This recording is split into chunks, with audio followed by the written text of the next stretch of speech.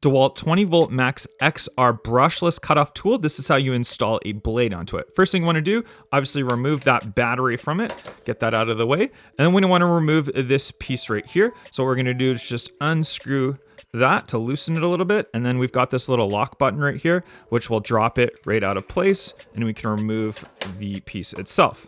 And then what you want to do is grab your Allen wrench key right here, which is included up there. Or if you don't have the Allen wrench, you can use a little wrench itself, and you can unscrew this piece with the wrench. You do have a little brake system right here. So you want to press that brake system right here, and then just kind of move this around a little bit and make sure that's locked into place, this piece right here. So it gives you that tension. This is reverse threaded. So we're going to go clockwise to remove it. So let's go ahead, go clockwise to remove right there. Once it's out enough, we can just remove it by a hand as I drop it.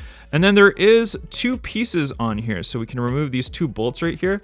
The bottom one, you actually do want to leave on. So we're just going to go ahead and place that right back on. So that's in. You just want to grab your wheel right here. So we've got this multi-use wheel right here. We're going to go ahead and put that on right there. And we're going to grab the cover bolt right there. And again, that's gonna only go on one way. Go ahead and grab that screw right there, and then hold down that brake again right there. And then remember, this part is reverse threaded. So to install it now, we're actually gonna go counterclockwise right there. So we'll go counterclockwise, screw it right on, grab our Allen wrench now, again, holding that brake, make sure it's all locked into place, and then give it some tension right there.